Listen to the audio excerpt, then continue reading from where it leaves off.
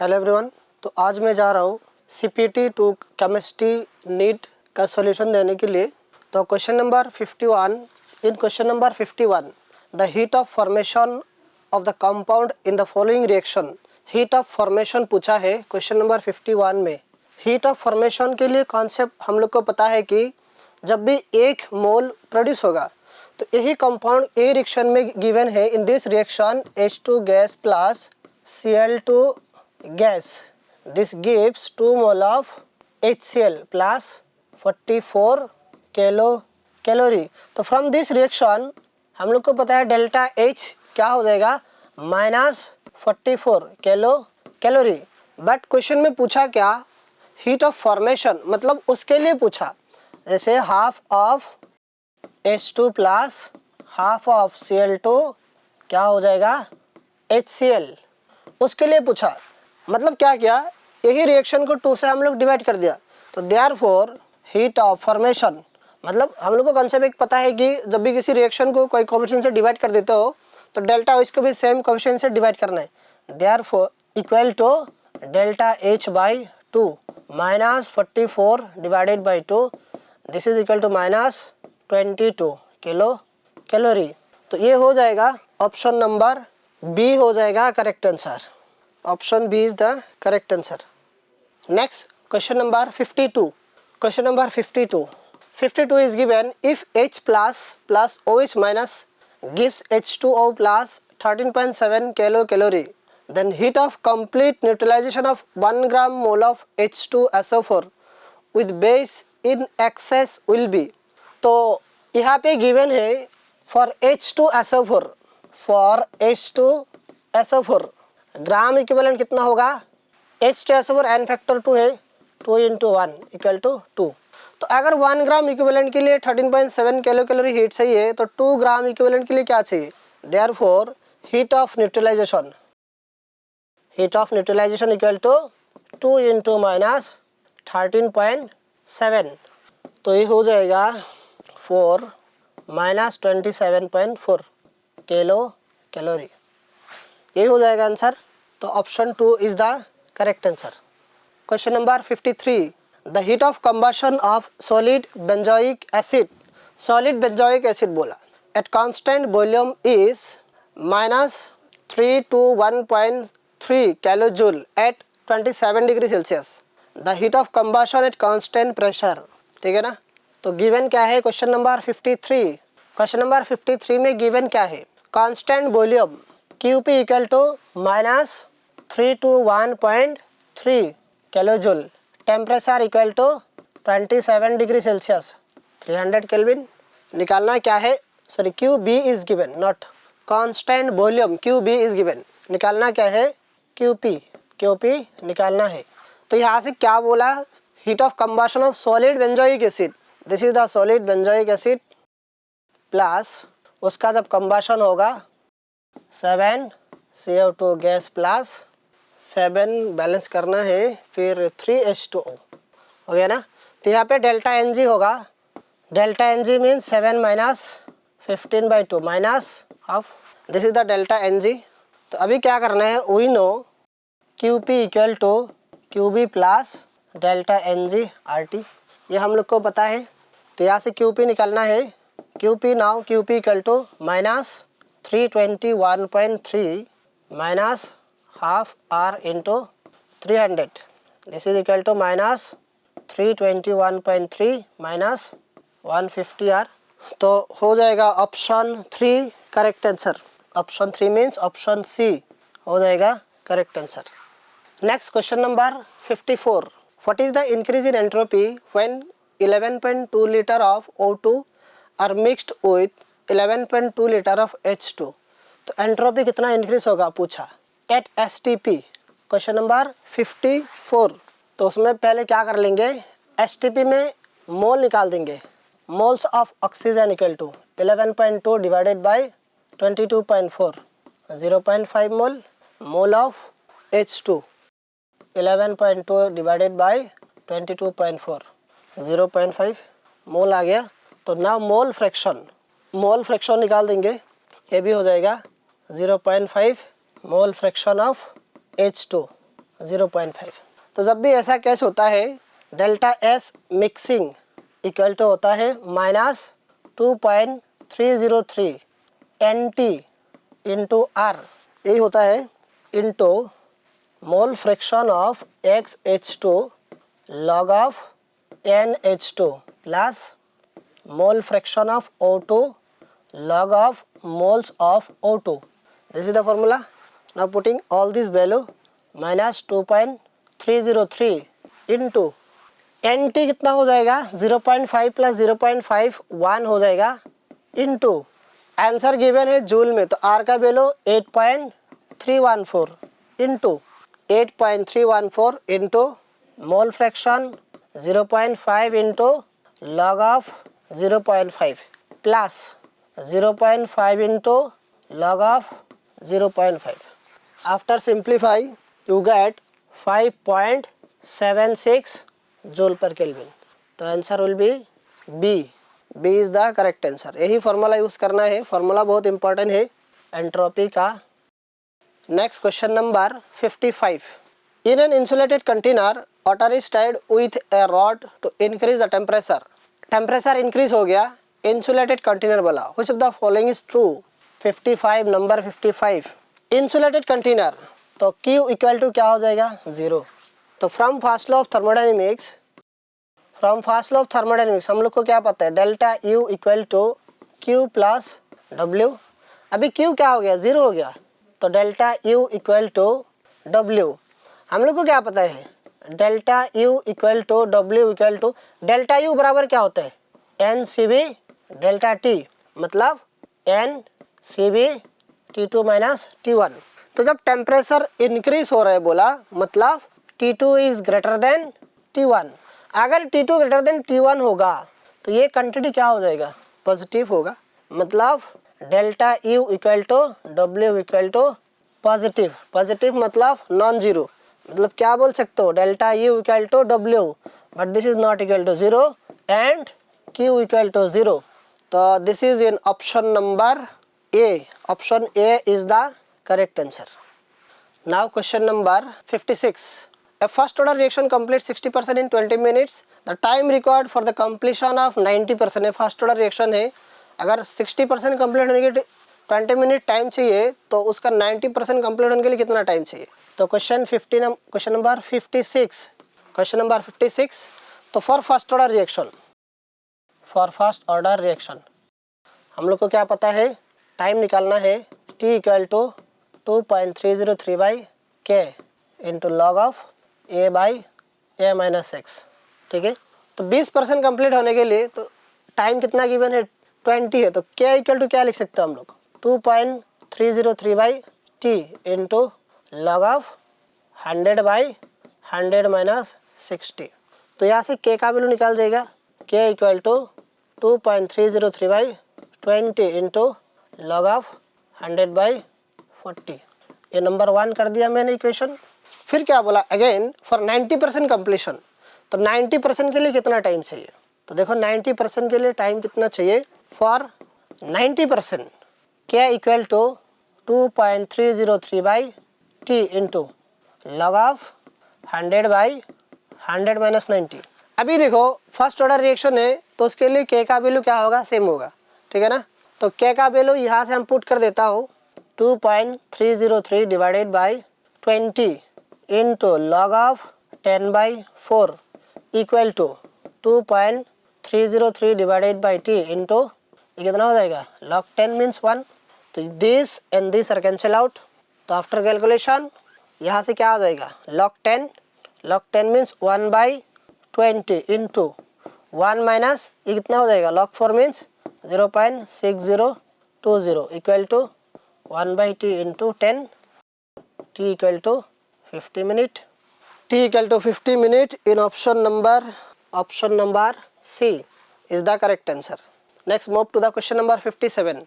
If the rate of reaction is increased by 27 times when temperature is increased by 30 Kelvin, temperature 30 Kelvin increase किया, then temperature coefficient of the reaction is, अभी देखो हम लोग सबको पता है temperature coefficient of a reaction is lie between 2 and 3, तो option सी ऐसे ही नहीं होगा, ठीक है, क्योंकि वो 2 और 3 के बीच में ही होता है। तो उसके लिए एक फॉर्मूला पता था, क्वेश्चन नंबर 57, जैसे r dash by r equal to mu to the power delta T by 10, ठीक है ना।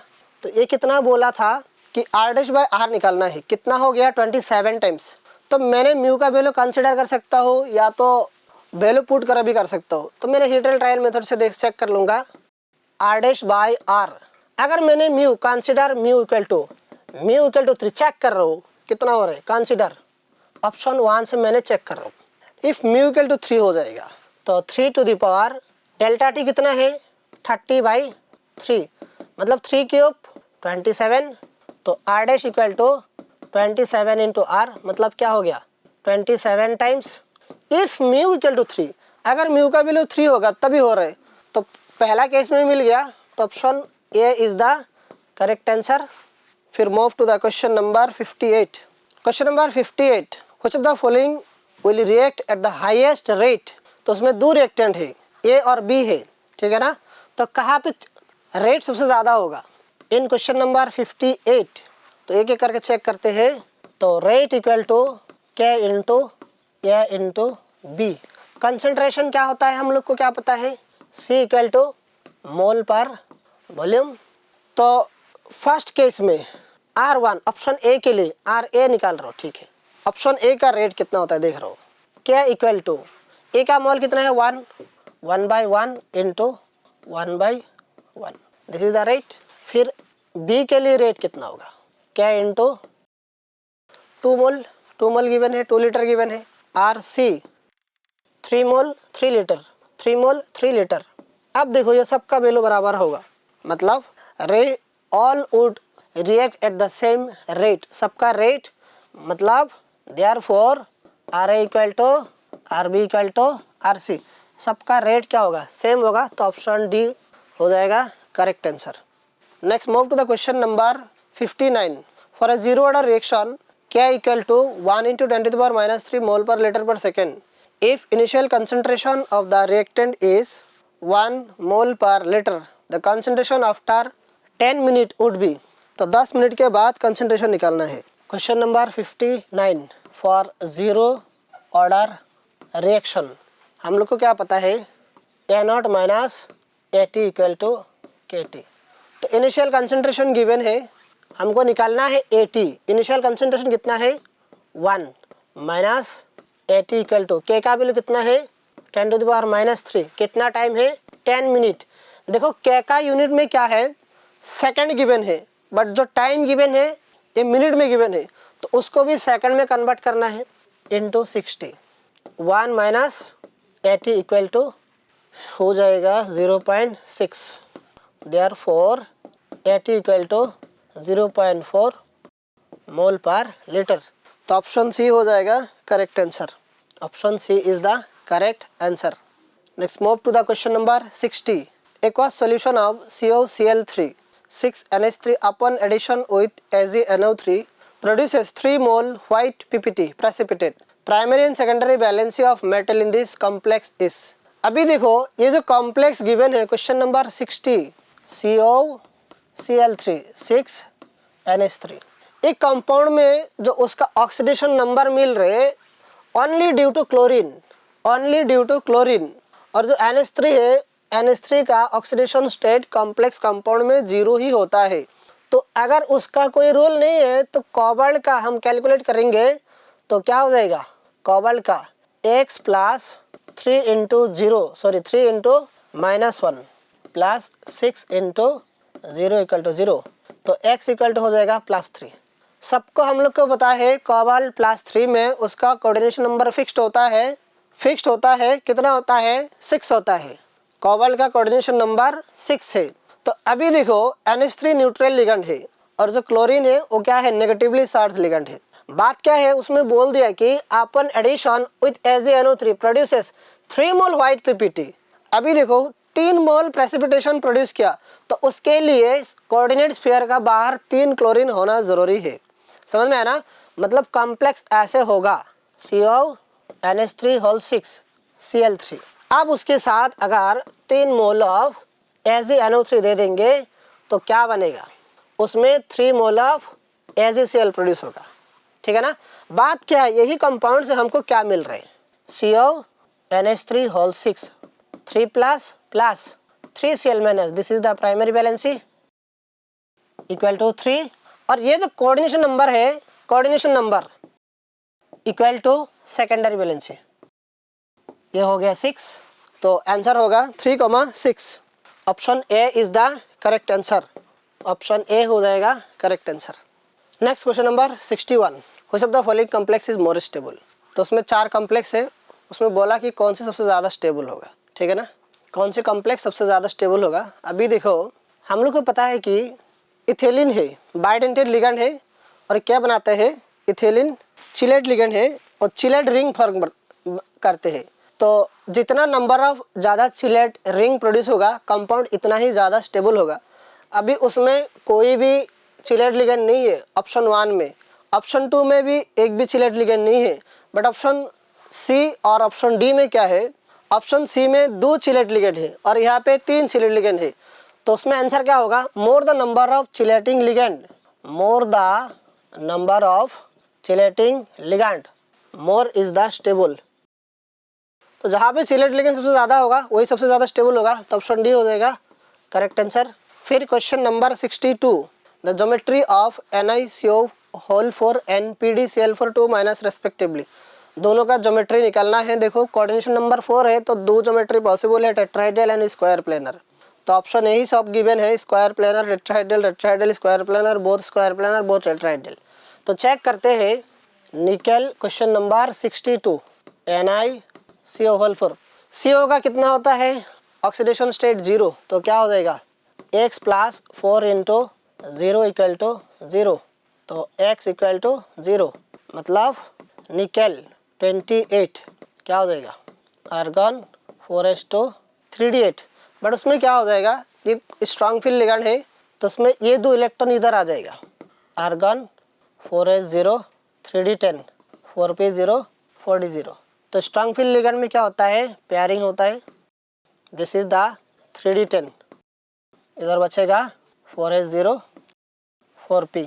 तो 4 NO है, 1 2 3 4, कोऑर्डिनेट बॉन्ड बना लेगा तो हाइब्रिडेशन क्या हो जाएगा, sp3 मतलब टेट्राहेड्रल, ये हो गया टेट्राहेड्रल sp3, पहला वाला हो गया टेट्राहेड्रल, ठीक है ना।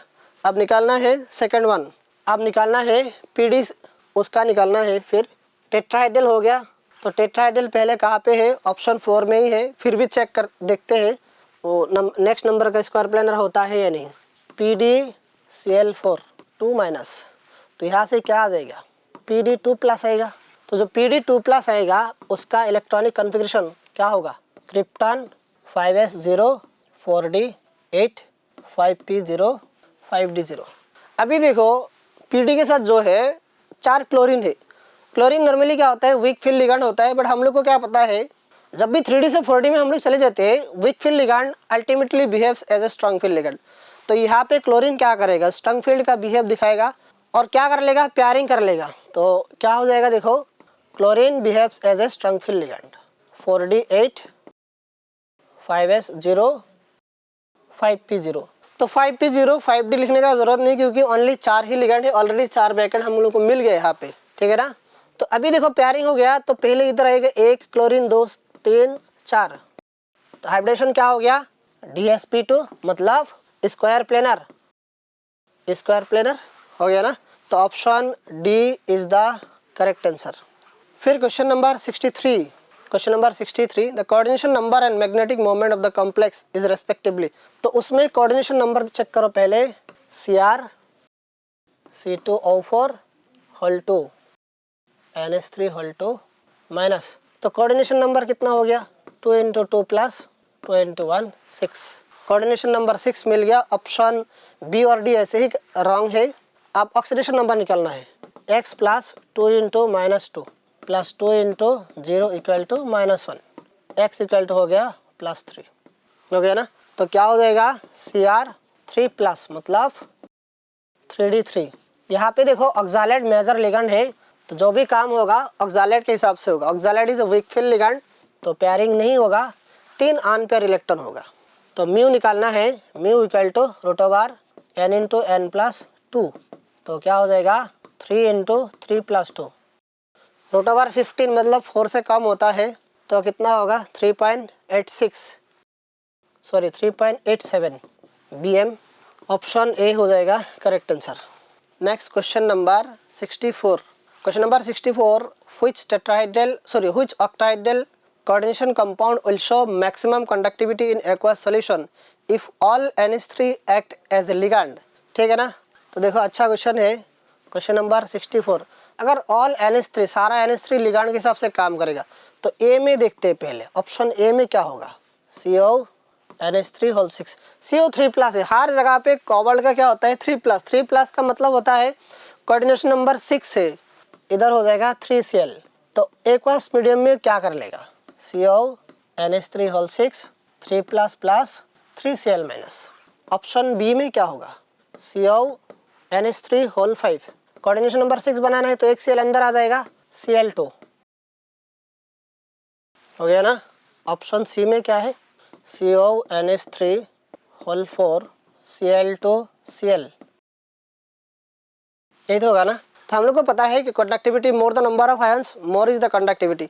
तो सबसे ज़्यादा आयन कहाँ पे हुआ, इधर हुआ, 4 आयन है तो ऑप्शन ए ही हो जाएगा करेक्ट आंसर।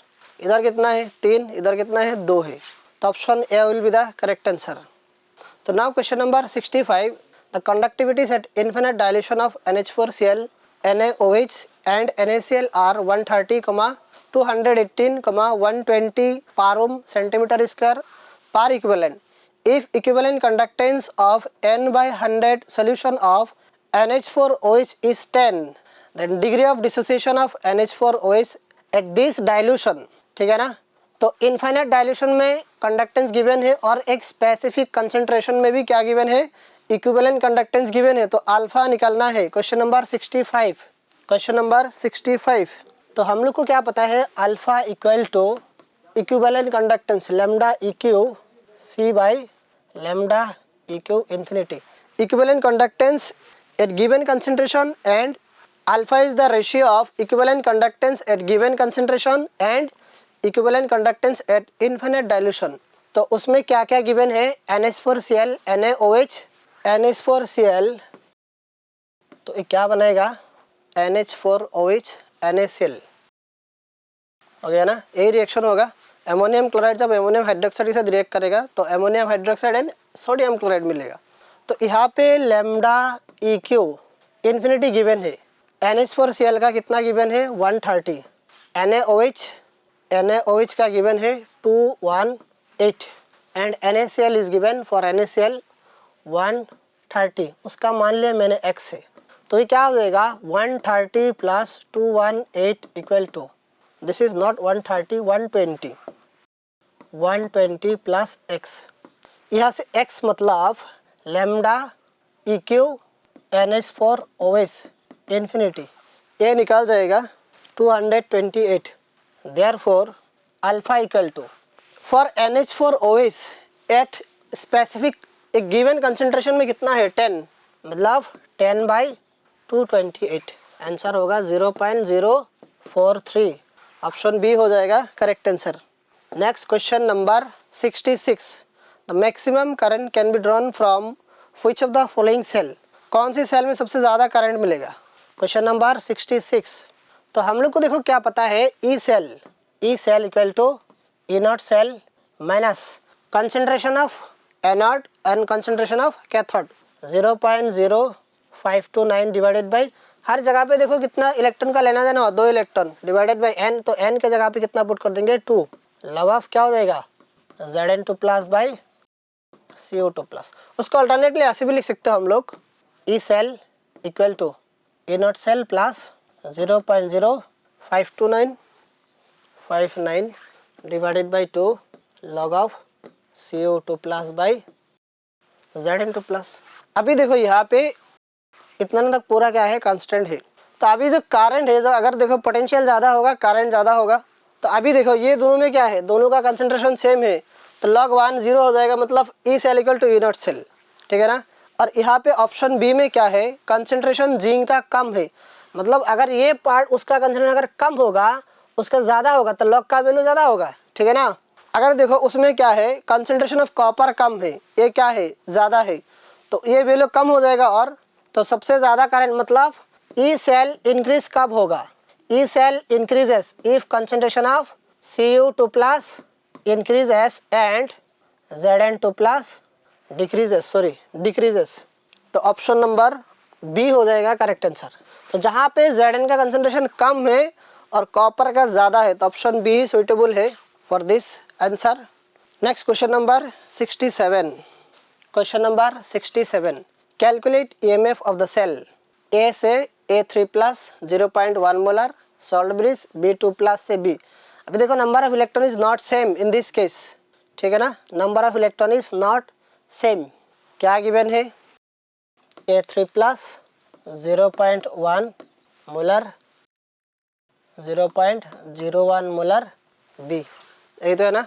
तो गिवन क्या है देखो, E नॉट A से A3 प्लस, ये कितना गिवन है 0.75 वोल्ट, E नॉट B से B2 प्लस क्या गिवन है 0.45।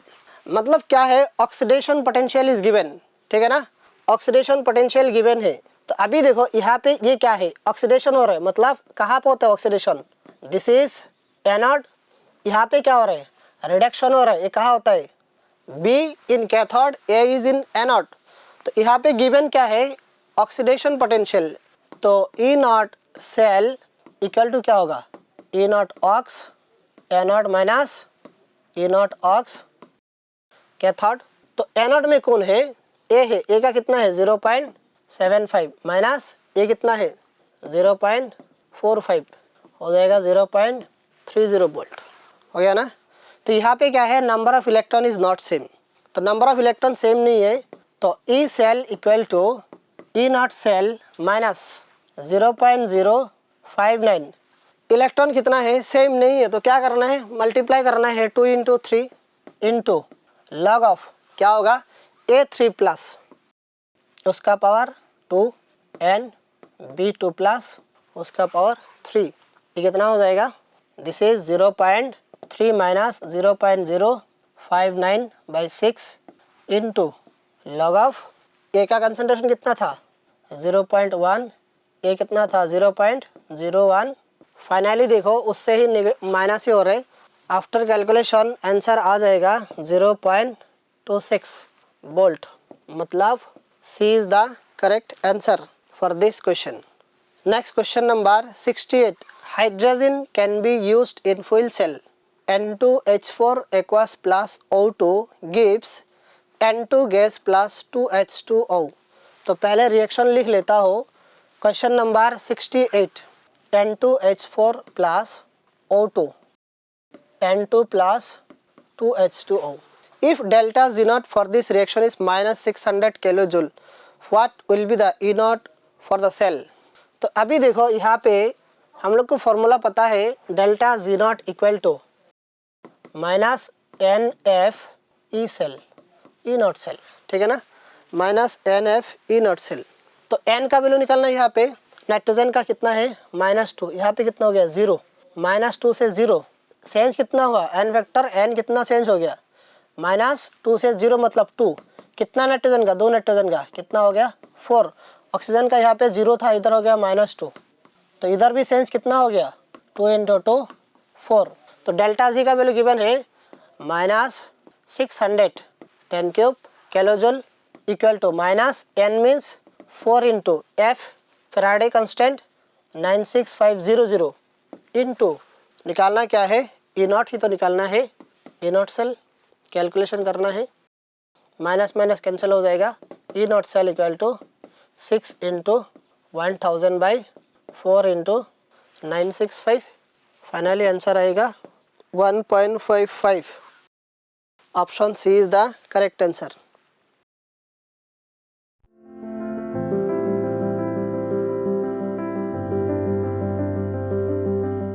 Hello everyone, welcome to the discussion of CPT2 Organic Chemistry Medical section. Let's start off with question number 69 of section A. यहाँ पे बोला गया है आपको मिथाइल साइनाइड ये होता है can be converted to acetic acid मतलब ethanoic acid by one of the following reactions. तो आप लोगों को पता ही है कि इसका आंसर हाइड्रोलाइसिस होगा, ठीक है। साइनाइड के कंप्लीट हाइड्रोलाइसिस से क्या मिलता है हमें? Carboxylic acid. तो it's correct answer is B, Bombay. आगे बढ़ते हैं, क्वेश्चन नंबर 70 पे आते हैं। 70 पे हमें बोला है match column 1 with column 2 and mark the appropriate choice, ठीक है। तो ये जो पहला एक एक करके मैं लिखते जाता हूँ, फिर उसका आंसर लिखते जाऊंगा। जैसे ए अगर हम लोग देखें, N butane to 2 methyl propane, तो आप लोग देख सकते हैं ये एक दूसरे के आइसोमर्स हैं, ठीक है। इनका मॉलिक्यूलर फॉर्मूला सेम है लेकिन चेन आइसोमर्स है ये, क्योंकि इनका पैरेंट चेन डिफरेंट है। यहाँ पे 4 कार्बन एटम्स है और यहाँ पे 3 कार्बन एटम्स पैरेंट चेन में। तो हम लोग देख सकते हैं ये पहला वाला जो रिएक्शन है, this is nothing but isomerization, that is 3। अगर बी को देखें, मीथेन का क्लोरीनेशन कराया गया है, मोनोक्लोरीनेशन। तो ये हमारा हो जाएगा ऑप्शन, मतलब कॉलम 2 का 1, that is free radical substitution, क्योंकि इसमें फ्री रेडिकल इन्वॉल्व होता है। जो सी है हमारा, दैट इज कार्बोक्सिलिक एसिड का सॉल्ट का रिएक्शन सोडा लाइम के साथ। Soda lime is NaOH and calcium oxide. तो सोडा लाइम के साथ करने से ये CO2 निकल जाता है और RH बन जाता है, इसलिए तो इसे बोलते हैं डी कार्बोक्सिलेशन, मतलब CO2 का निकलना। तो दिस इज एक्चुअली 4। और जो हमारा डी है कि RX और Na रिएक्ट करें ईथर के प्रेजेंस में, जिससे RR बने, जो हमें दिया हुआ है, this is nothing but option 2, मतलब कॉलम 2 में सेकंड, वुड्स रिएक्शन। तो हमें पता चल गया है ए का 3, बी का 1, सी का 4 और डी का 2, ठीक है। तो देख लेते हैं कौन से ऑप्शन में है A3। A3 देखो, ऑप्शन ए में A3 तो है लेकिन बी के साथ 1 बोला गया है, तो B1 भी है, यस B1 भी है। बाकी C4, C4 और D2 बिल्कुल करेक्ट। आप देख सकते हो जो मैंने लिखा है वही हमारा ऑप्शन ए भी है, A3, उसके बाद B1, C4 और D2। तो हमारा ऑप्शन ए ही करेक्ट है, ठीक है। चलो आगे बढ़ते हैं, 71 पे आते हैं। Reactivity order of halides for dehydrohalogenation. Dehydrohalogenation का मतलब होता है HX का निकलना, ठीक है, HX का निकलना। तो it refers to basically E2 reaction, ठीक है। E2 सजेस्ट करता है ये। तो E2 के लिए हमको पता है कि rate of the reaction stability of transition state पे तो डिपेंड करता ही है, साथ ही साथ it also depends on leaving group ability. इसलिए इसका जो सही आंसर होगा इट इज ऑप्शन बी, ठीक है। आप लोग देख सकते हो ऑप्शन बी में RI, क्योंकि आयोडीन सबसे अच्छा लिविंग ग्रुप है, उसके बाद ब्रोमीन, उसके बाद क्लोरीन और सबसे स्लो फ्लोरीन। तो बी, बॉम्बे हमारा करेक्ट आंसर है, ठीक है। बाकी सब में ये ऑर्डर गलत दिया हुआ है, ठीक है। चलो आगे बढ़ते हैं, let's move on to question number 72। हमें दिया है कार्बोक्सिलिक एसिड, इसके साथ रिएक्शन किया है Cl2P। तो सबने रिएक्शन प्रेडिक्ट कर ही लिया होगा, दिस इज हेल-वोलार्ड जेलिंस्की, मतलब अल्फा हेलोजनेशन भी बोलते हैं इसे। तो कार्बोक्सिलिक एसिड का जो अल्फा कार्बन है उसको आप सब्स्टिट्यूट कर दीजिए हेलोजन से, दिस इज आवर X, और इसका रिएक्शन हम लोग करेंगे एल्कोहलिक KOH से, तो स्ट्रॉन्ग बेस, ठीक है। तो रिएक्शन का पाथ हो जाएगा E2, बायोमोलिकुलर एलिमिनेशन। तो इससे क्या होगा, इन दोनों के बीच में डबल बॉन्ड आ जाएगा, क्योंकि आप लोगों को पता ही है it is nothing but beta elimination, E2 जो होता है।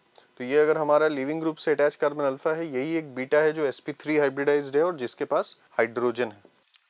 तो एक बहुत इंपॉर्टेंट एसिड बन रहा है, आपने इसका नाम सुना होगा, ये और कुछ नहीं सिनामिक एसिड होता है, ठीक है। This is our Y। तो हम देखते हैं हमें क्या बोला गया है कि कंपाउंड Y इज, ठीक है। तो आप लोग देख ही सकते हैं, बहुत ईजी है, ऑप्शन बी हमारा करेक्ट हो जाएगा, ठीक है। चलो आगे बढ़ते हैं, नेक्स्ट आते हैं 73 पे। 73 में हमें बोला है SN1 reactivity of the following halides will be in the order. तो हमें पता है SN1 रिएक्टिविटी के लिए जो रेट ऑफ द रिएक्शन होता है वो किस पे डिपेंड करता है, स्टेबिलिटी ऑफ कार्बोकेटायन पे। तो मैं हर केस में क्या करूंगा, लिविंग ग्रुप जो हर केस में मेरे हिसाब से पांचों केस में ब्रोमीन ही है, उसको हटा के कार्बोकेटायन बनाऊंगा, क्योंकि आपको पता ही है SN1 is a 2 step process जिसमें कार्बोकेटायन बनता है। तो 1 में कार्बोकेटायन होगा ये, 2 में कार्बोकेटायन होगा कुछ ऐसा, third option, fourth option, fifth में ये। तो हम लोग देख सकते हैं जो सबसे ज़्यादा स्टेबल है वो है 3। उसका रीज़न क्या है? क्योंकि यहाँ पे 2 फिनाइल का रेजोनेंस तो है ही, साथ में मिथाइल का हाइपर कॉन्जुगेशन भी है, ठीक है। उसके बाद आ जाएगा 2, क्योंकि आप लोग देख सकते हो यहाँ पे 2 फिनाइल का रेजोनेंस है, ठीक है। तो बस 2 फिनाइल का रेजोनेंस है, यहाँ पे 2 फिनाइल के रेजोनेंस के साथ CH3 का हाइपर कॉन्जुगेशन भी था, इसलिए 3 2 से ज़्यादा स्टेबल है। बाकी किसी में रेजोनेंस नहीं है, इसलिए 3 और 2 सबसे ज़्यादा स्टेबल है। अब 1 4 और 5 में आप लोग देख सकते हो अल्फा H निकाल के यहाँ पे 9 हो जाएगा, यहाँ पे 6 हो जाएगा और यहाँ पे 3 हो जाएगा। तो इसलिए हमारा जो ऑर्डर होगा 1 आएगा पहले, उसके बाद 4 आ जाएगा और सबसे कम स्टेबल आ जाएगा 5, ठीक है। तो 3 2 1 4 5 this is the correct answer. तो बहुत इजी था, डायरेक्ट ऑप्शन डी आप लोग चेक कर सकते हो, 3 उसी में सबसे ज़्यादा है। 3 2 1 4 5 D is the correct answer. चलो आगे बढ़ते हैं हम लोग। 74 में देखो हमें रिएक्टेंट दिया गया ये, दिस इज द एल्कीन और इसका रिएक्शन किया है P2H6 THF peroxide basic medium. तो यहाँ पे A बनाना है हमें, तो द प्रोडक्ट A इज, तो ये रिएक्टेंट और रिएजेंट देख के सबने प्रेडिक्ट कर लिया होगा, the reaction is hydroboration oxidation, ठीक है। तो आप लोगों को पता ही है, इसको हम लोग इजीली सॉल्व कर सकते हैं। यहाँ पे upper part of the reagent से H माइनस आ रहा है, ठीक है। तो उसको हम लोग carbon containing less number of hydrogen में अटैच करेंगे, हमारा प्रोडक्ट कुछ ऐसा होगा, टर्शियरी ब्यूटाइल, उसके साथ ये CH2 हो जाएगा और नीचे से ये OH माइनस जो है it will be attach to the carbon containing more number of hydrogen. बहुत लोग इसे एंटी मार्कोनिकॉफ से भी समझाते हैं, ठीक है। तो ये हमारा प्रोडक्ट है, दिस इज आवर A। तो आप लोग ऑप्शन चेक कर सकते हो, तो सिंपल हमें पता ही है हमारा जो सही आंसर होगा it is option C Calcutta, बाकी सब गलत ऑप्शन है, ठीक है। चलो आगे बढ़ते हैं। अब आते हैं 75 पे। 75 पे हमें बोला है कि एक अल्कोहल दिया हुआ है RCH2CH2OH can be converted to RCH2CH2COOH by the following sequence of reagent, ठीक है। तो हमें सीक्वेंस ऑफ रिएजेंट चाहिए जिससे हम इस कन्वर्जन को करा पाएं। तो आप लोग देख रहे हो, अगर आपने ध्यान से नोटिस किया है रिएक्टेंट और प्रोडक्ट में कार्बन एटम्स भी डिफरेंस है, हमें एक एडिशनल कार्बन चाहिए, ठीक है। तो वो देखो कैसे पॉसिबल हो सकता है। अगर हम लोग देखें एक एक करके ऑप्शन देखते हैं, जैसे अल्कोहल का सबसे पहले PBr3 के साथ, बिल्कुल ये रिएक्शन आपने पढ़ा ही होगा, SN2 पाथ से रिएक्शन होता है, ये हमारा प्रोडक्ट है, ठीक है। इसके बाद फिर से जब KCN से रिएक्शन करेंगे अगेन SN2, तो NaCN या KCN से साइनाइड इंट्रोड्यूस करते हैं हम लोग, ठीक है। और उसके बाद हाइड्रोलाइसिस, बिल्कुल यही करेक्ट आंसर है, क्योंकि ये हमारा पहला ही क्वेश्चन था कि साइनाइड के कंप्लीट हाइड्रोलाइसिस से क्या बनता है, कार्बोक्सिलिक एसिड। तो अब देखो वही हमें डिजायर्ड रिजल्ट मिल चुका है, तो बाकी ऑप्शन चेक करने की कोई ज़रूरत ही नहीं है, ऑप्शन A ही हमारा करेक्ट है। देखो एक कंफ्यूजिंग ऑप्शन था, बाकी सब में तो ये C और D में रिएक्शन होता ही नहीं क्योंकि OH को हटा नहीं पाएंगे, it's a poor leaving group. एक ऑप्शन B आप लोग थोड़ा कंफ्यूज हो सकते हो कि B और A में डिफरेंस क्या है, डिफरेंस आ जाता है लास्ट स्टेप में। आप देख सकते हो ऑप्शन B में लास्ट में H2PT है रिडक्शन, तो यहाँ पे साइनाइड का अगर आप रिडक्शन करोगे तो वो एमीन बना देगा, तो वो हमें कार्बोक्सिलिक एसिड नहीं मिल पाएगा, ठीक है। ये हमारा करेक्ट आंसर है। अब आते हैं क्वेश्चन नंबर 76 पे। Reaction of ethyl format with access of CH3MgI followed by hydrolysis. तो पहले अटैक करवा लेते हैं। तो देखो एक्सेस बोला है तो एक एक करके देखते हैं। तो पता है कि ये ऐड होगा, पाई इलेक्ट्रॉन इधर जाएगा, जिससे बनेगा क्या, HCO माइनस OCH2CH3 और ये CH3 ऐड हो गया, रिवर्ट करके लिविंग ग्रुप निकल जाएगा जिससे बनेगा HCO CH3। लेकिन ये एल्डिहाइड रुकेगा नहीं, फिर से second mole of Grignard CH3MgI इस एल्डिहाइड के साथ रिएक्शन करेगा, पाई इलेक्ट्रॉन इधर, जिससे बनेगा HCO माइनस CH3CH3। फाइनली हमें बोला है हाइड्रोलाइसिस, तो जब इसी का हम लोग हाइड्रोलाइसिस करेंगे तो आपको पता है O माइनस को H+ मिल जाएगा, जिससे ये आइसोप्रोपाइल अल्कोहल बन जाएगा, ठीक है, because this group is nothing but isopropyl group. आप लोग देख सकते हो जैसा मैंने बोला है ऑप्शन B हमारा करेक्ट हो जाएगा, ठीक है, बाकी ऑप्शंस देखना ही नहीं था, तो बड़ा इजी क्वेश्चन था ये 76। नेक्स्ट आते हैं 77 पे। Among the following ethers which one will produce methyl alcohol on treatment with hot concentrated HI? तो देखो एक एक करके देखते हैं। टर्शियरी ब्यूटाइल और मिथाइल ईथर है ये, इसका रिएक्शन HI से करेंगे तो हमें पता है कि 3 डिग्री आ चुका है, 3 डिग्री आया तो पाथ क्या होगा SN1। तो अगर SN1 है ये I माइनस जो है ये जाके 3 डिग्री पे अटैक करेगा और HO के साथ आ जाएगा, इससे मिथाइल अल्कोहल बनेगा और टर्शियरी ब्यूटाइल आयोडाइड। तो अगर आप देखोगे ध्यान से हमें क्वेश्चन में यही पूछा गया था कि मिथाइल अल्कोहल कब बनेगा, which one will produce methyl alcohol, तो यही हमारा आंसर है ए। बाकी मैं आपको बता देता हूँ BCD इसलिए नहीं होगा क्योंकि हर बार आप देख सकते हो यहाँ पे या तो प्राइमरी या तो सेकेंडरी ग्रुप है, ठीक है।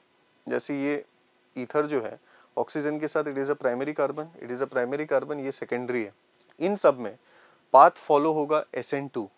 तो अगर SN2 होगा जो हमारा I माइनस है वो बार बार क्या करेगा, हर केस में मिथाइल पे अटैक करेगा because it is less crowded. तो अगर मिथाइल पे अटैक करेगा तो हमारा तो प्रोडक्ट हो गया आयोडोमीथेन, हमें क्या चाहिए था मिथाइल अल्कोहल, तो वो पॉसिबल ही नहीं हो सकता BCD में, ठीक है। तो यही हमारा करेक्ट आंसर है। नेक्स्ट आते हैं क्वेश्चन नंबर 78 पे। तो आइडेंटिफाई द रिएजेंट्स, ठीक है। तो मैं रिएजेंट्स आपको बता ही देता हूँ। डाइजोनियम सॉल्ट से अगर आपको आयोडो बेंजीन बनाना है you have to use KI, ठीक है, क्योंकि I माइनस सप्लाई करेगा तो ये न्यूक्लियोफिलिक सब्स्टिट्यूशन है, I माइनस गया इंटू को निकाल देगा, ठीक है। वैसे ही इसमें CuCN HCN ये बहुत पॉपुलर रिएक्शन है, सबने पढ़ा ही होगा, सेनमेयर रिएक्शन, ठीक है। इस तरीके से बनता है। तो ये XY और एक लास्ट फिनॉल अगर बनाना है तो गर्म पानी, ठीक है, तो H2O वार्म ऐसे दे देते हैं, NCERT में भी है, ठीक है। ये हमारा प्रोडक्ट हो जाएगा। तो थोड़ा सा ऑप्शन चेक कर लेते हैं। तो आप लोग देख ही सकते हो यहाँ पे डायरेक्टली जब मैंने पूरा सॉल्व कर ही दिया है तो आपका ऑप्शन C ही आया होगा, ठीक है। It was a fairly easy question, मेरे हिसाब से सबका सही आया होगा आंसर, ठीक है। Question number 79।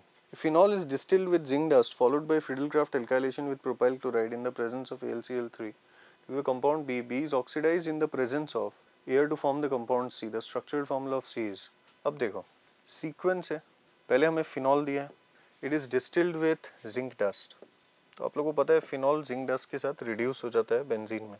Next followed by Friedel Crafts alkylation with propyl chloride in the presence of AlCl3, तो सबने ये पढ़ा ही होगा, लिखा भी हुआ है फ्रीडलक्राफ्ट एल्काइलेशन। तो आपको पता है यहाँ पे सबसे पहले तो कार्बोकेटाइन बनेगा बट ये रीअरेंज हो जाएगा, ठीक है।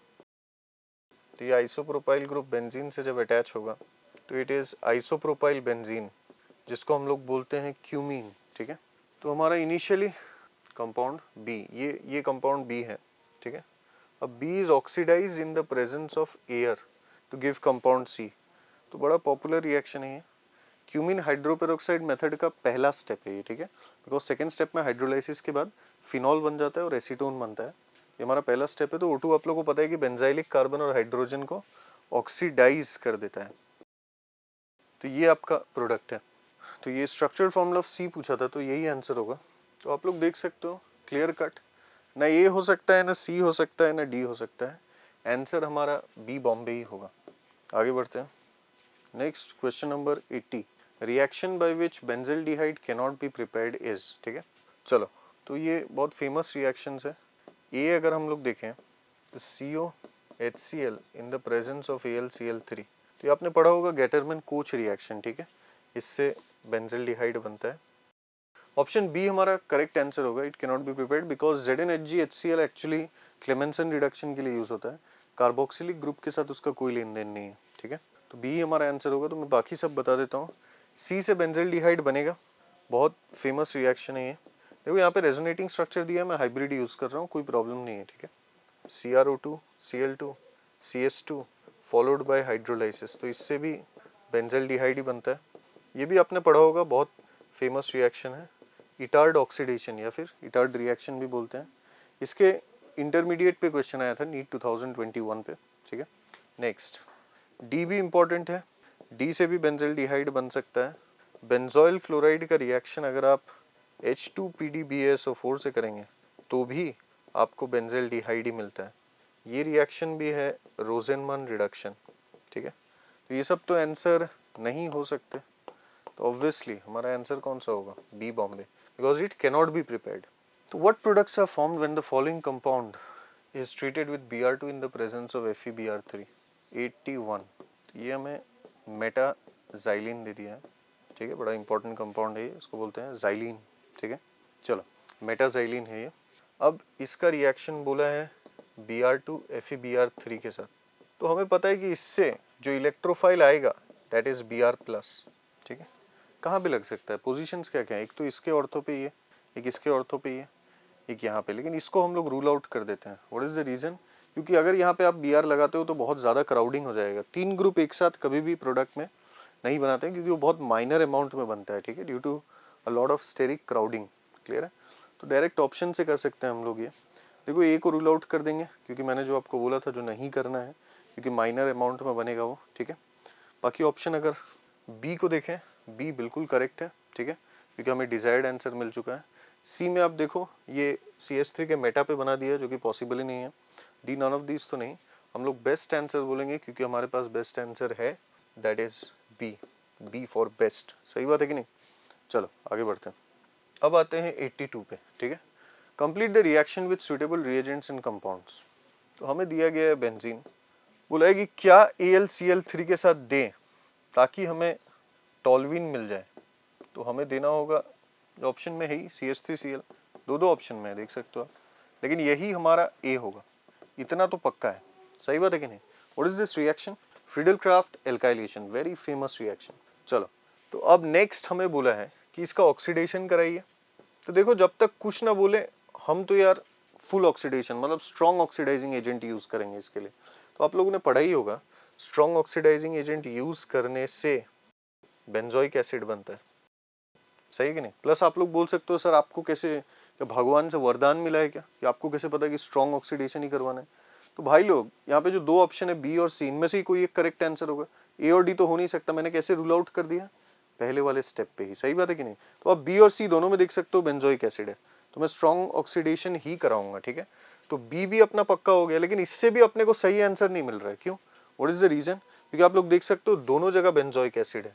कोई नहीं, आगे बढ़ते हैं। ठीक है, इसका रिएक्शन अगर NaOH के साथ करें तो बड़ा सिंपल रिएक्शन है, आप लोगों को पता ही है, एसिड बेस। तो अगर एसिड बेस लगाएंगे तो benzoate, sodium salt of benzoate बन जाएगा ये। ठीक है, तो ये मेरा बन गया सी। सही बात है कि नहीं।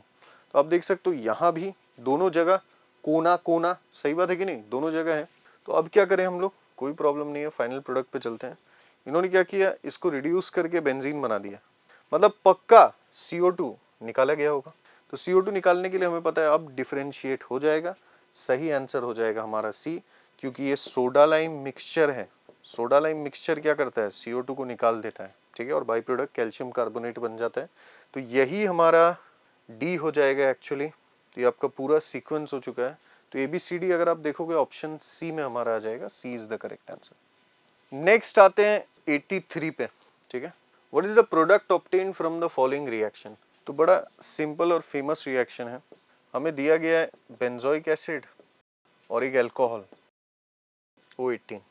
तो यहाँ पे हमें प्रोडक्ट बनाने बोला है, तो ईस्टर बनेगा कैसे, इसको न्यूक्लियोफाइल की तरह यहाँ पे लगाएंगे और लिविंग ग्रुप को हटा देंगे। सही बात है कि नहीं। ठीक है, तो यहाँ पे हमारा प्रोडक्ट कुछ ऐसा होगा, ये O18 रहेगा। ठीक है, और अगर तुम लोग ध्यान से देखोगे H2O वाले ऑक्सीजन में O18 नहीं है। तो अब देखो, कंफ्यूज करने के लिए 3 ऑप्शन में बेंजोइक के साथ जो कार्बन है उसमें, ठीक है, उसके साथ जो ऑक्सीजन है वहाँ पे O18 तो है, लेकिन हमारा ऑप्शन 3 तो हो ही नहीं सकता, क्योंकि दोनों के पास O18 है। ठीक है, प्लस आप देख सकते हो ये sp2 वाले ऑक्सीजन में O18 है। तो अब बचा हमारा सेकेंड और फोर्थ। सेकेंड और फोर्थ में आप देख सकते हो एक गलती किया है, सेकेंड में दोनों में O18 है, तो वो तो पॉसिबल ही नहीं है। तो हमारा सही आंसर क्या हो जाएगा, 4, दैट इज डी, दिल्ली। सही है, चलो आगे बढ़ते हैं। अब आते हैं हम लोग 84 पे।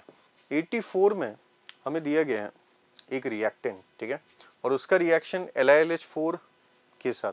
तो LiLH4 के बारे में आपको पता है कि यहाँ पे ईस्टर है और हमारे पास कीटोन है, और हमें ये पहले से पता होना चाहिए कि LiLH4 जो है दोनों को रिड्यूस कर देता है, किसमें, अल्कोहल। तो बड़ा इजी क्वेश्चन हो जाएगा। आप देखो हमारा रिएक्टेंट ये है,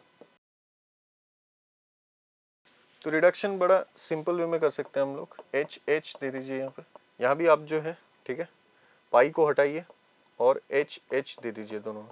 तो हमारा जो फाइनल प्रोडक्ट होगा वो कुछ ऐसा होगा, ये हमारा सही आंसर है। तो हम लोग देख सकते हैं हमारा जो करेक्ट आंसर होगा, इट इज बी, बॉम्बे। ठीक है, 85 पे आते हैं। Propanal on treatment with dilute sodium hydroxide forms, क्या फॉर्म करेगा, ठीक है। तो आप लोगों को पता ही है कि इसके पास अल्फा एच है, तो this reaction is very famous, aldol condensation, ठीक है। तो इसका एल्डोल प्रोडक्ट बनाएंगे हम लोग, तो आपने पढ़ा ही होगा एल्डोल कंडेंसेशन। नेक्स्ट मॉलिक्यूल का यहाँ से न्यूक्लियोफाइल बनाएंगे, ये हमारा प्रोडक्ट है। तो हम लोग देख सकते हैं इसमें ऑप्शन सी वाला आप चेक कर सकते हैं, बिल्कुल वही है जो मैंने बनाया है, ठीक है। बस उन्होंने थोड़ा ब्रैकेट से बनाया, तो ब्रैकेट से डरने की कोई बात नहीं है, मैं आपको क्लियर कर देता हूँ। CH3 CH2 CH3 CH2, ये जो ब्रैकेट में OH लिखा है ये CH के ऊपर है, तो CH के ऊपर आप देख सकते हो। नेक्स्ट वाला CH से कनेक्टेड है और इसी CH में ये CH3 है और एल्डिहाइड, ठीक है। ऑप्शन सी करेक्ट हो जाएगा। तो this is self aldol condensation, ठीक है। चलो अब आते हैं सेक्शन बी पे, ठीक है। तो सेक्शन बी में स्टार्ट करते हैं 86 है। 86 में हमें बोला है consider the following carbonyl compounds. 4 हमें ऑप्शन दिया हुआ है, तो इसमें बोला गया है which of the following is correct, decreasing order of extent of hydration towards nucleophilic addition. It is just the same. आप एल्डिहाइड या कीटोन से अगर वाटर का रिएक्शन कर रहे हैं तो that is the path followed is nucleophilic addition only, ठीक है। तो न्यूक्लियोफिलिक एडिशन में हमें पता है कि जितना स्ट्रॉन्ग इलेक्ट्रॉन विड्रॉइंग ग्रुप होगा कार्बोनिल उतना ज़्यादा रिएक्टिव होगा टुवर्ड्स द न्यूक्लियोफाइल, ठीक है, क्योंकि वो बहुत ज़्यादा इलेक्ट्रॉन डेफिशिएंट बन जाता है, इसी को बोलते हैं इलेक्ट्रॉनिक फैक्टर, ठीक है। तो यहाँ पे अगर देखोगे आप, ये प्योर कीटोन है, यहाँ पे ये सब्स्टिट्यूटेड है, यहाँ पे एल्डिहाइड, ये भी सब्स्टिट्यूटेड। तो अगर डेल पॉजिटिव इंटेंसिफाइड होने की बात है तो हमें पता है ये एक माइनस आई लगा रहा है और ये एक माइनस आई लगा रहा है, सही बात है कि नहीं। प्लस हाइड्रोजन भी एक वीक माइनस आई तो लगाता ही है, इसलिए रेट सबसे फास्ट 4 का हो जाएगा, EWG ज़्यादा उसमें है, फिर 3, फिर 2 और फिर 1। 4 3 2 1 इज द करेक्ट आंसर, ठीक है, जो कि हम लोग देख सकते हैं ऑप्शन ए। 87 पे आते हैं। तो मैं बोला विच of the following compounds does not contain COH group. सबका स्ट्रक्चर बना देता हूँ। एस्पिरिन बहुत इंपॉर्टेंट कंपाउंड है आपके लिए, ये स्ट्रक्चर होता है एस्पिरिन का। सैलिसिलिक एसिड का रिएक्शन जब आप कोई एसिड डेरिवेटिव से करते हैं तो ये मिलता है, दिस इज एस्पिरिन। तो इसमें COH है, बेंजोइक एसिड इसमें तो है ही। Option C picric acid, picric acid में नहीं है, ये हमारा करेक्ट आंसर है। Picric acid is 2,4,6 tri nitrophenol. Option D अगर देखेंगे सैलिसिलिक एसिड, इसमें भी COH है, ठीक है। तो आप देख सकते हो सी एक ऑप्शन है जहाँ पे COH नहीं है, ये हमारा करेक्ट आंसर है, ठीक है। चलो आगे बढ़ते हैं। यहाँ पे हम लोग देख सकते हैं C6H5 CH2CH OH CH 2CH3। तो इसका रिएक्शन दिया है हमें कंसनट्रेटेड H2SO4 के साथ which is nothing but a dehydrating agent, ठीक है। तो बोला गया इसका प्रोडक्ट क्या होगा, तो डिहाइड्रेशन ऑफ एल्कोहल है, आपको पता है पहले OH निकलेगा, कार्बोकेटायन बनेगा। ये हमारा most stable form of carbocation तो नहीं है, तो इसमें H शिफ्ट करेंगे, ये हमारा मोस्ट स्टेबल कार्बोकेटायन है, तो ये बना। तो आप देख सकते हैं अभी इन दोनों के बीच में डबल बॉन्ड आ जाएगा, ठीक है, बीटा एलिमिनेशन और ये isopropyl group. But the point is क्योंकि ये ज्योमेट्रिकल आइसोमेरिज्म दे रहा है तो हमारे पास 2 ऑप्शन है, अगर आप चेक करोगे एक ऑप्शन है हमारे पास बी और एक ऑप्शन है डी, ठीक है, दोनों ही इसी के फॉर्म्स हैं, ठीक है। ये डी ऑप्शन है सिस फॉर्म और ये बी ऑप्शन है ट्रांस फॉर्म। तो इन दोनों में अगर हमें पूछा गया कि मेन प्रोडक्ट मतलब मेजर प्रोडक्ट कौन सा है, हमें पता है कि रिपल्शन कम होना चाहिए, तो स्टेरिक क्राउडिंग कम जो है वो बी में होगा क्योंकि रिपल्शन कम होगा, डिस्टेंस ज़्यादा है, इसलिए करेक्ट आंसर हम लोग बोलेंगे बी बॉम्बे। नेक्स्ट है 89। 89 में हमारे पास ये एल्कीन है, इसका रिएक्शन HBr के साथ क्लासिकल कार्बोकेटायन, पहले कार्बोकेटायन हमारा ये बनेगा, उसके बाद इसका H शिफ्ट कराएंगे, मोस्ट स्टेबल कार्बोकेटायन के साथ Br- ऐड करेंगे, तो ये हमारा A है। अब C2H5O- C2H5OH, ठीक है। तो आप लोगों को पता ही है ये बेस एल्कोहलिक सॉल्यूशन में है तो ये स्ट्रॉन्ग बेस होगा, तो E2 पाथ होगा, ठीक है। तो इसका E2 करेंगे तो बड़ा सिंपल है, मेजर प्रोडक्ट ही हमें बनाना है, तो इसको अल्फा ले लो, इसको बीटा ले लो। इसका जब हम लोग C2H5O- C2H5OH के साथ करेंगे, दिस इज द प्रोडक्ट, तो ये B है, ठीक है। तो अब अगर हम लोग देखें करेक्ट ऑप्शन, ठीक है, 2 CH3 के साथ ब्रोमीन, CH2 CH3 और एल्कीन, हमारा ए ही मेजर प्रोडक्ट हो जाएगा, ठीक है, मतलब ए ही करेक्ट आंसर है, ठीक है, ए इज द करेक्ट आंसर, बिल्कुल सही ऑप्शन है। बी तो गलत ही है, मैं बाकी ऑप्शंस भी चेक कर लेता हूँ। सी में ए सही था लेकिन बी गलत दे दिया उन्होंने हॉफमैन एल्कीन ले लिया, और डी तो गलत ही है वैसे, ठीक है, बिल्कुल सही है, ए हमारा करेक्ट आंसर, ठीक है, this is the correct answer. Next 90 पे आते हैं। क्वेश्चन नंबर 90 पे बोला था एलिसाइक्लिक कंपाउंड, एलिसाइक्लिक मतलब aliphatic, that will react most readily with gaseous bromine has the formula. तो एक बार इनका मॉलिक्यूलर फॉर्मूला देखते हैं। C3H6, C2H2, C4H10 और C2H4, ठीक है, तो गैसियस ब्रोमीन के साथ। तो आप लोगों को पता है this question is reflecting upon test of unsaturation, तो ये तो पहले ही निकल गया, ठीक है, और इन तीनों में अब आप लोगों को पता है गैसियस ब्रोमीन के साथ रिएक्शन का पाथ होगा इलेक्ट्रोफिलिक एडिशन। तो इसमें अगर रिएक्टिविटी की बात हो तो आपको पता है कि एल्कीन्स और एल्काइंस में एल्कीन्स ज़्यादा रिएक्टिव होते हैं, तो बी भी निकल गया। क्यों? क्योंकि इसके पास sp2 कार्बन है और इसके पास क्या है, sp कार्बन। तो something which is more electronegative it will have laser donating tendency, ठीक है। अब इन दोनों में अगर देखें हमें पता है कि Br2 के साथ नॉन क्लासिकल कार्बोकेटायन पाथ है, ठीक है, तो नॉन क्लासिकल कार्बोकेटायन है, तो डेल पॉजिटिव अगर देखें तो डेल पॉजिटिव ऑब्वियसली इसका ज़्यादा स्टेबल होगा due to the plus I effect of this methyl, इसलिए इसका सही आंसर होगा ए, क्योंकि rate of electrophilic addition is directly proportional to what, stability of carbocation, ठीक है। चलो आगे बढ़ते हैं। 91 पे आते हैं। Which of the following major products is formed when 2-ब्रोमोब्यूटेन is treated with alcoholic KOH। तो बड़ा इजी रिएक्शन है E2, ठीक है, बायोमोलिकुलर एलिमिनेशन। तो इसमें दो प्रोडक्ट्स बन सकते हैं, एक सिस और एक ट्रांस। ट्रांस हमारा मेजर होगा, ट्रांस ब्यूटुइन, ठीक है। तो ऑप्शन में आप देख सकते हो सिस वाला मेंशन ही नहीं किया है, तो डी हमारा करेक्ट आंसर है, ठीक है। नेक्स्ट 92 पे आते हैं। The compound which gives the most stable carbocation on dehydration is. तो बिल्कुल जैसे SN1 वाला क्वेश्चन मैंने किया था, यहाँ भी मुझे क्या है, ये E1 पाथ है एक्चुअली, डिहाइड्रेशन ऑफ अल्कोहल। तो OH हटाऊंगा और कार्बोकेटायन बनाऊंगा, उसका स्टेबिलिटी ऑर्डर देखूंगा। तो अगर ऑप्शन ए में देखें OH हटा के कार्बोकेटायन है हमारा ये, ऑप्शन बी में OH हटा के कार्बोकेटायन है ये, ऑप्शन सी में ये हमारा कार्बोकेटायन, और ऑप्शन डी में ये मोस्ट स्टेबल कार्बोकेटायन बोला गया। तो देखो इसका अल्फा एच क्या है 1, इसका अल्फा एच क्या है 9, इसका अल्फा एच क्या है 2, इसका अल्फा एच क्या है 5। तो सीधा बात है सबसे ज़्यादा अल्फा एच किसका, ऑब्वियसली 3 डिग्री वाले का ही होगा, तो इसलिए बी करेक्ट आंसर है हमारा, ठीक है। लास्ट क्वेश्चन ले लेते हैं। तो आप देख सकते हो क्वेश्चन नंबर 93, इसमें बोला है आइडेंटिफाई पी एंड क्यू, ठीक है। तो हम लोग देखते हैं क्वेश्चन नंबर 93, इसमें बोला है आइडेंटिफाई पी एंड क्यू। तो यहाँ पे देखो एक हमें एल्डिहाइड दिया हुआ है और एक ketone, reaction in the presence of base. तो हमें पता है अगर अल्फा एच है तो ऑब्वियसली रिएक्शन क्या होगा, एल्डोल कंडेंसेशन, क्योंकि डिफरेंट मॉलिक्यूल्स है तो ये क्रॉस एल्डोल है, ठीक है।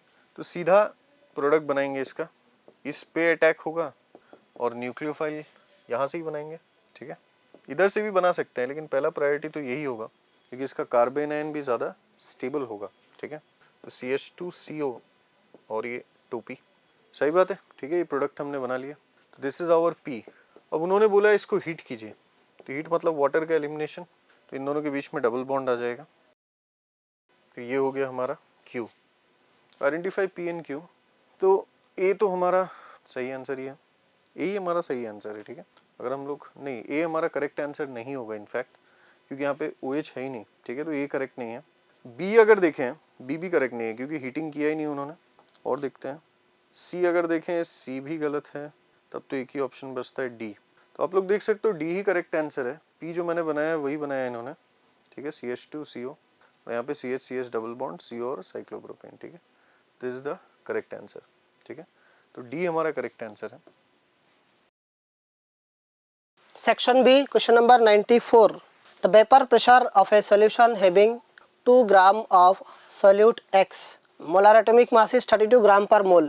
In 100 gram of CH2, vapor pressure is given 854 torr is 849.9 torr. The molecular formula of the solute.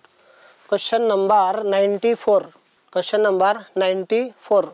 We know P not minus P by P not equal to X solute, ठीक है ना। तो यहाँ पे P not minus P by P not equal to solute by solute plus N solvent. तो for dilute solution के लिए क्या होता है, देखो N solute is very very less than, इधर क्या होता है for dilute solution, dilute solution के लिए क्या हो जाएगा P not minus P by P not equal to N solute by N solvent. तो सॉल्यूट को ले लिया बी, सॉल्वेंट को ले लिया ए। तो वैल्यू क्या क्या गिवन है, vapour pressure of solution having, solution का कितना है, सॉल्यूशन का है पी का वैल्यू गिवन है, पी का वैल्यू गिवन है 848.9, तो वैल्यू है 854 minus 848.9 divided by 854 equal to solute का मास निकालना है W solute, B for solute, Ma, WA by Ma, ठीक है ना। तो यहाँ से निकालना क्या है मास ऑफ सॉल्यूट, यहाँ से निकालना है molar mass of solute, MB निकालना है molar mass of solute 854 minus 848.9 divided by 854 WB into Ma divided by WA into MB। तो यहाँ से MB निकालना है, MB इक्वल टू MB मिल जाएगा। अभी देखो मोलर मास ऑफ CH2 कितना होगा 76 और कितना गिवन था 100 ग्राम।